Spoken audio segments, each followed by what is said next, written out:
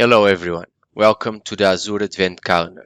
My name is Hugo Barona and I'm an Azure Solutions Architect, and today I'm going to talk about Azure Cognitive Service and how you can leverage this service to build rich applications with artificial intelligence and machine learning capabilities to fit your business needs. First of all, I would like to thank you to dedicate your time to watch the videos produced by many of the collaborators in the Azure community, and also a big thank you to Richard Hopper, aka Pixel Robots, and Gregor Soot to design and implement this amazing initiative to share knowledge related to Azure between the Azure community members. Okay, so let's not wait any longer and let's start. So I will start by explaining what are Azure Cognitive Service and which service and features it provides. Then we will explore the support for cognitive service containers and how you can use cognitive service together with Docker containers. We will also see the different ways you have available to create and manage your cognitive service and the ways to use cognitive service by leveraging its APIs and SDKs. We will also explore some real-world scenarios using cognitive service by also talking about some Microsoft customers using cognitive service to fit their business needs. Then I will explain the main difference between the Azure Cognitive Service and Azure Machine Learning so you can understand in which scenarios you should use each of these options. And we will finish this presentation by exploring a demo app that I prepared to show a practical example using cognitive service. Okay, let's start by exploring the definition of Azure Cognitive Service. So Azure Cognitive Service is a group of services available to help people easily integrate the built-in artificial intelligence with their applications and provide applications with rich machine learning and artificial intelligence capabilities. And the best of this, it does not require from you any special artificial intelligence or data science skills. So it uses pre-trained models to save your time on building and training those models. You can also easily integrate this service with your applications by leveraging the set of APIs and SDKs that Azure provides to you. The catalog of service within Azure Cognitive Service can be categorized into 5 main groups: vision, speech, language, web search, and decision. In case you want to have access to more information about cognitive service, you have this reference to the cognitive service documentation provided by Microsoft. One of the group of APIs we have available is the Vision APIs. This group of APIs allows you to identify and analyze contents within image, video, and digital ink. So we start by the computer vision service that allows you to process and analyze content in image and return relevant information describing and classifying the image.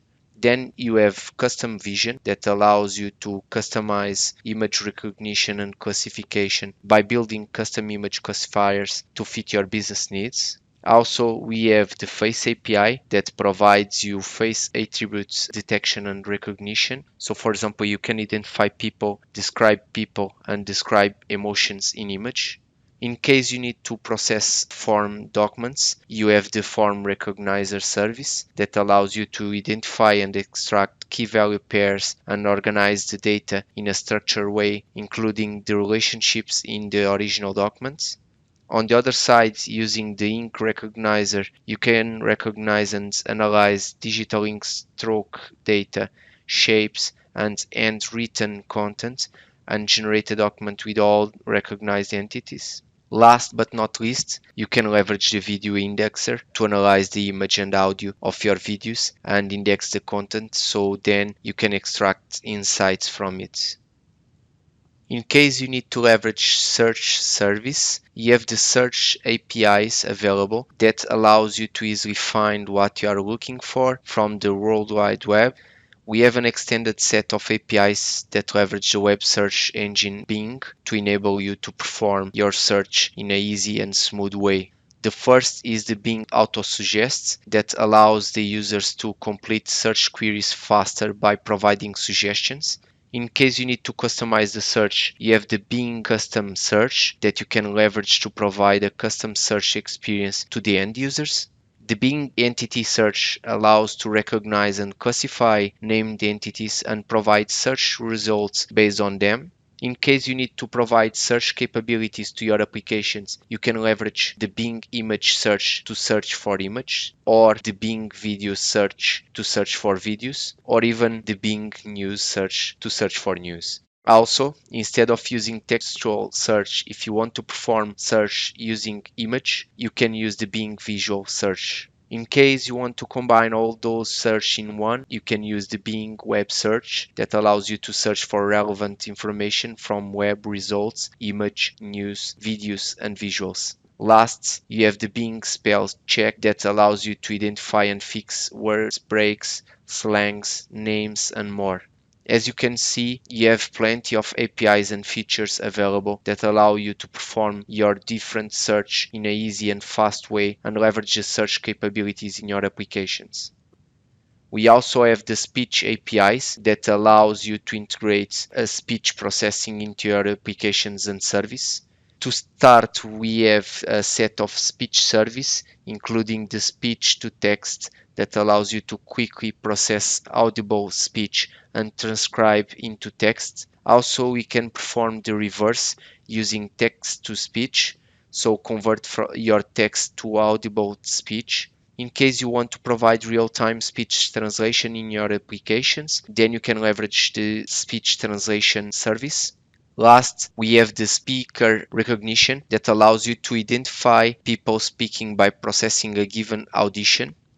We also have the language APIs that process unstructured text and extract some meaning from it. In case you want to improve the reading comprehension for the users of your application, then you can leverage Immersive Reader that helps readers to comprehend text by using techniques with audio and visual cues, such as showing content in a minimal reading view, displaying pictures for commonly used words, highlighting nouns, verbs, adjectives, and adverbs, and much more techniques. Then we have the language understanding LUIS service that allows you to provide natural language understanding into your applications, bots, and IoT devices. This is a service used a lot in scenarios of chatbots to provide customer support in different ways depending on the business and in an automated way. Then we have the Q&A maker that allows you to create knowledge base with questions and answers from semi-structured content, including facts, product manuals, guidelines, support documents, policies, and more. After you create the knowledge base, the service will improve it with suggestions for alternative questions depending on the usage. This service will enable you to create a bot that will be able to provide answers to the questions stored in the knowledge base, and you can also add personality to your bot to adjust to the type of persona using your bot. We also have text analytics service that allows you to analyze text and detect sentiments, identify key phrases, named entities in text, and more. Last but not least, we have the translator text service that allows you to translate text in a given language to more than 60 supported language. Also, it provides you useful features such as online and offline translation in your apps, build customized translation system, look up for alternative translations for words, and language auto detection, and more. Another interesting set of service is the decision APIs. This service allows you to analyze your data and make accurate decisions.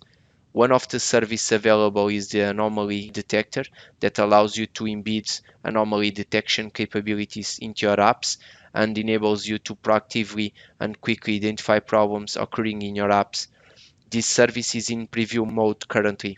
Then we have the content moderator service that allows you to perform content moderation in an automated way, so you can identify offensive or unwanted content quickly and before publish it to your customers.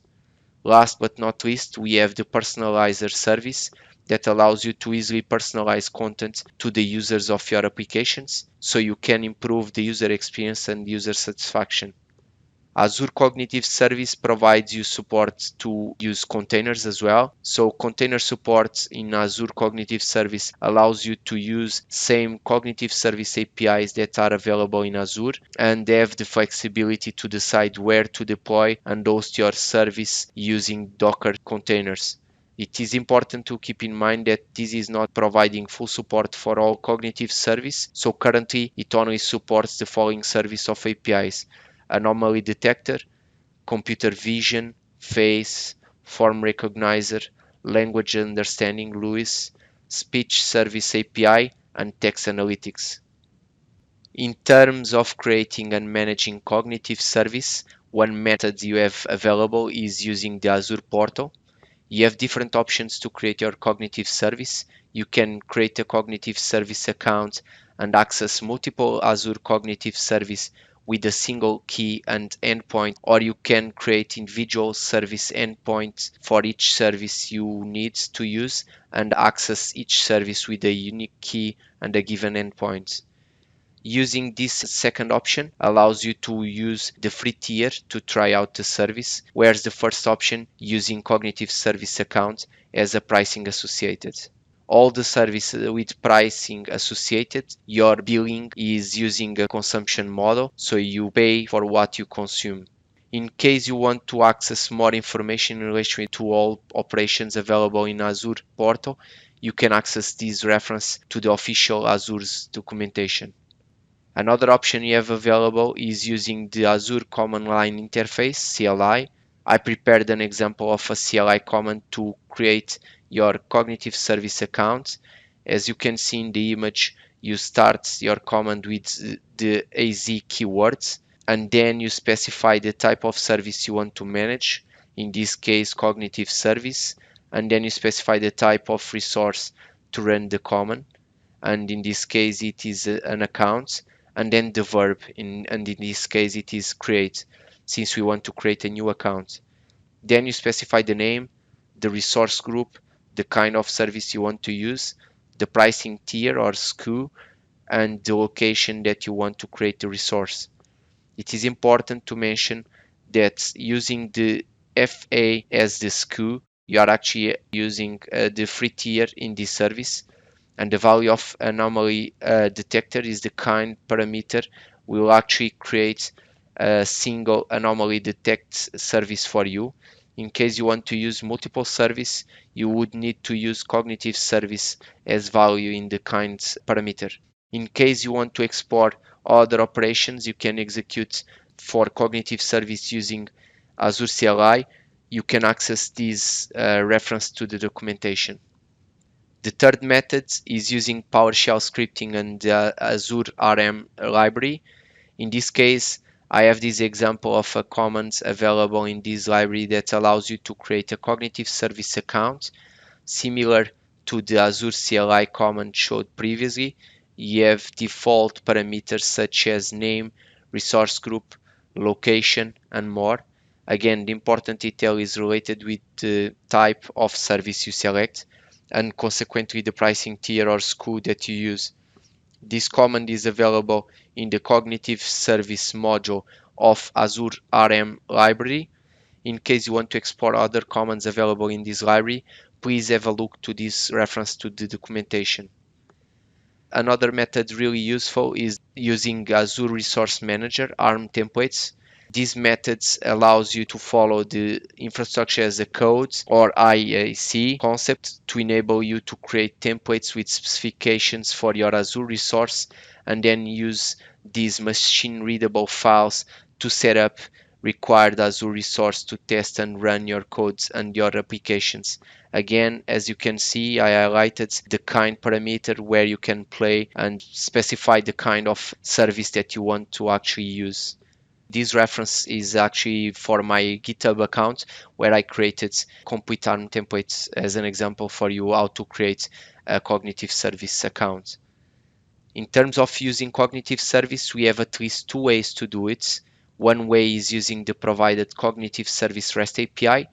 In terms of REST APIs, you have a cognitive service management API that provides operations for managing your cognitive service accounts. Then you have REST APIs available for each of the endpoints you have available in your cognitive service account.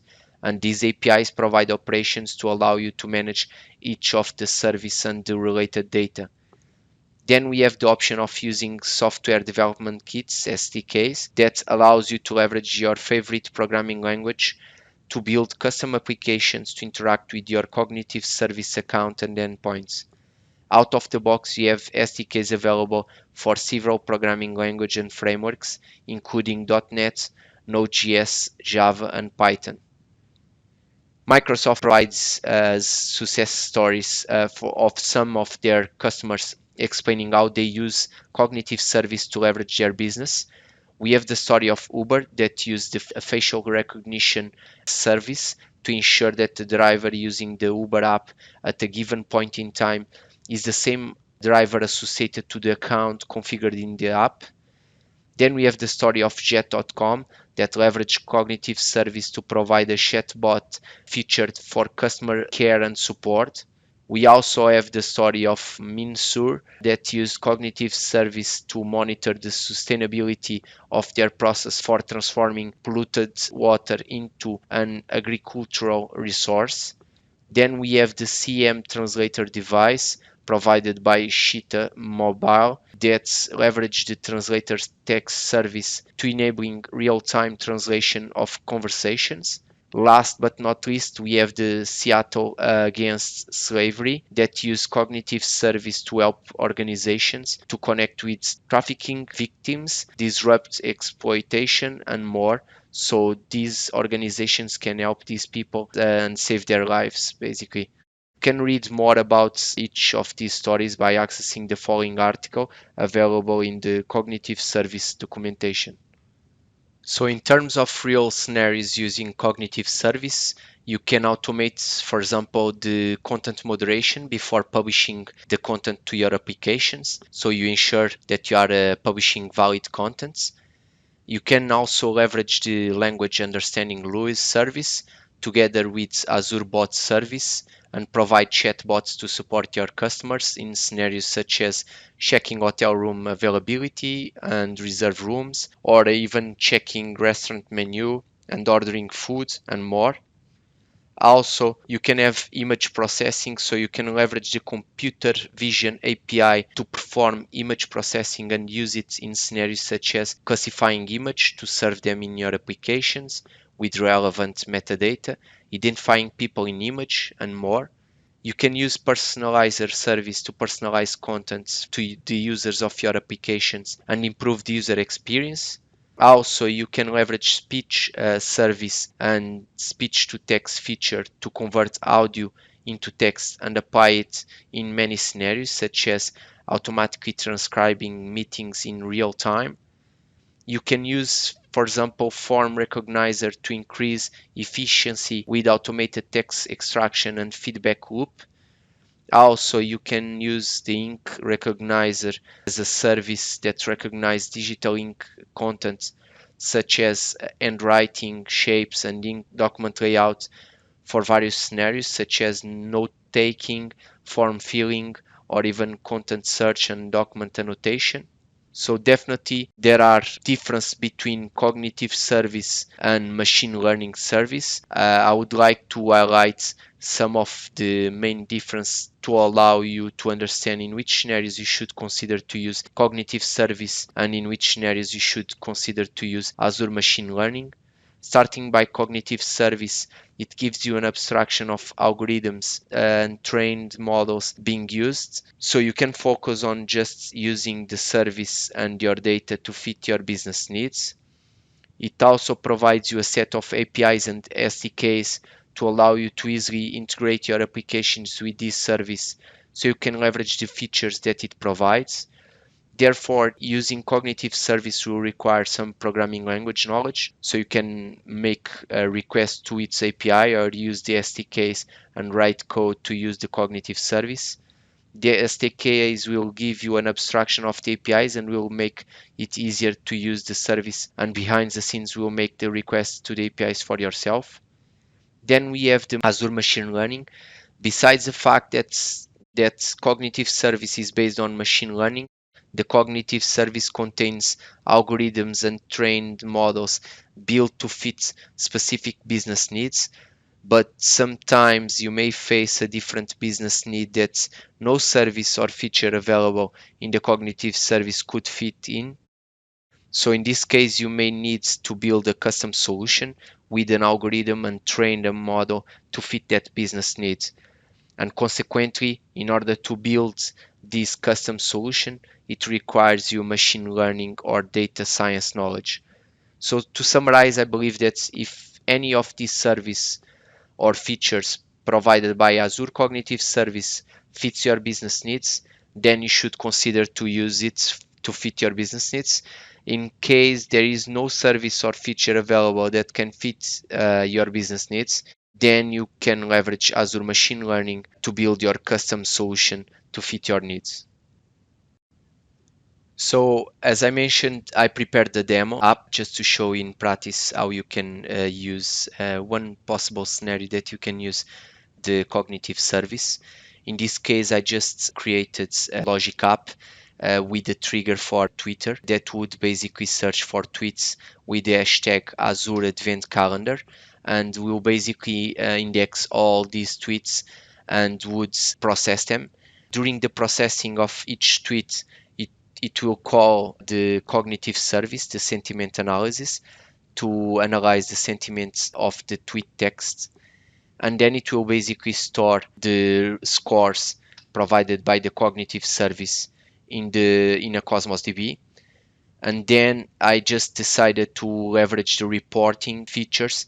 I just decided to connect Power BI with the Cosmos DB, so I could create some sample reports showing some data, relevant data in relation with the scores obtained for the different dates in order to show you a quick example. Okay, so I'll show you quickly the logic that I configured on my logic app. So all the workflow configured. In terms of Cosmos DB, as I mentioned, I created a Cosmos DB database and accounts, and then pretty much I followed all the steps of the wizard using the Azure portal to create the Cosmos DB. There was no custom configuration. Then I just had to create a container to just store my tweets there. And the same applies with the cognitive service. I just created an account again, following the wizard on the Azure portal. And once you create the account, then you just need to collect the endpoints and the key and use them to connect to your application, or even in this case, I just connected to the Logic app. So in here, I started by setting up the trigger to use a Twitter trigger in my Logic app. And this trigger basically is searching for tweets with the hashtag Azure Advent Calendar. And it runs every 3 minutes to check for new tweets. Once it detects a new tweet, basically sends the tweet text to the sentiment analysis. In here, you need to configure a connection to your cognitive service API. And then once you receive the result, I'm basically composing a JSON object with the tweet score and the tweet dates and the tweet texts and also an ID. And then basically I'm posting this case to Azure Search Service, because initially my plan was to create an Azure Search so I could leverage the search capabilities that it provides out of the box. But since I was planning to also create some reports, I realized that Power BI no longer has a connector to Azure Search. So consequently, I end up creating a Cosmos DB account, and consequently I created as well an extra step to store the tweet with the score in the Cosmos DB. So I could then connect my Power BI with the Cosmos DB and generate reports in relation with the scores obtained from the sentiment analysis of the given tweets. So now let's just move to the Power BI so I can show you the reports I just created. Okay, so we move to the Power BI. Here I will start by showing you how I got my data. So basically I have here all my tweets. I have I have 277 tweets at the moment. So this is just a sample data. that I collected between a time period. So you basically start by using the get data feature, and in here, basically you search by Cosmos DB source, and then you just connect, and you just specify the URL of the source of your Cosmos DB in this case, the name of the database, and the name of the collection. And also you have the ability to basically specify a SQL statement. So in case you want to just partially import your data, don't import everything, you can specify a SQL statement and define the set of data that you want to import. Once you import the data, I just had to change the types of few columns. In this case, the tweet score to number, and the tweet date to dates, and then I started to create my reports. On the reports, I have few reports here. The first one is the tweet score by day. So in here we can see by blue lights we have the tweet score, by dark blue we have the count of tweet score. Okay, so in this case, for example, in day 8 of December, we have a accumulated tweet score of 32.03 and 18 tweets collected. Day 9, we have one tweet and we have a score of 0.70. It's important to mention that the score coming from the sentiment analysis is values between 0 and 1. So as you can see here, day 10, we have a accumulated score of 931 and a count of 5 tweets. And as you can see here, the next days, we had more tweets, more score accumulated, of course. And for example, I could potentially consider here to change these reports, and instead of showing the sum, I could put showing the average. Again, as you can see here, on day 7 we have an average of 0.99 for one tweet. Day 8 we have 18 tweets and we have an average of 0.84, but it looks like the average is really high, above 80%, so that's good. That means people are tweeting about this event and are really happy about what they are tweeting and what they are seeing as well. So in the second report, I just collected the number of tweets in order to have more and less an aggregated view of the number of tweets I was collecting. So I have most of the days I have around 10 or a little bit more tweets per day. Then I just collected here the lists of tweets, so we could see here the different tweets. I will, yeah, actually I have here already ordered. It's important to show you something here. So for example, the first thing is related with the first tweets. Here we can see the tweet had a really low score, and this is because it looks like somebody is not so happy because someone else adds more hits on the video than himself. Potentially the person is just playing around, I would say. Then we have another entry with 0.22. Here we can see the text is really short, so actually the service was not able to calculate accurately the sentiments in this text. Then we have this one. I can see here some typos, and that's important as well because these typos can compromise the analysis of the service for the sentiments. And then we have here two entries. As you can see here, we have 0.5, and I assume this is because in those two entries, we actually don't have any text that we could analyze the sentiments. So that's why we get these results. Apart from that, as you can see, then we start the sentiment at 0.70 and moves on until some tweets that have the max score as sentiments, as we can see here. Whoa, 1000 subscribers. So this is two tweets on 17th and 18th, just informing that the channel hit 1000 subscribers. So as you can see here, this is quite simple to have a view of your data, and especially in this case, you could use this kind of approach in scenarios of analyzing customer satisfaction, and consequently, you could proactively contact some of the unhappy customers. So you could, for example, create an automated bot, chat bot that could detect the tweets with score below than a given rule, for example, 0.4, and would contact automatically the clients just trying to get some hits about the issue in case it was a real issue. And just to show you the final report, so we can see here an average of 0.88 as score on all tweets for the Azure Advent calendar. So we can assume that people are really happy about the events and they are tweeting with sentiment basically. And we reached the end of our presentation. I hope you enjoyed it. This is a brief summary of the different cognitive service you have available that allows you to build custom applications with artificial intelligence capabilities to fit your business needs. And the most important thing is without requiring artificial intelligence or data science skills. Also, we saw some real world scenarios and histories of Microsoft customers using cognitive service to provide amazing solutions. Here you have a list of my contacts that you can reach me in case you have any questions, comments, or suggestions.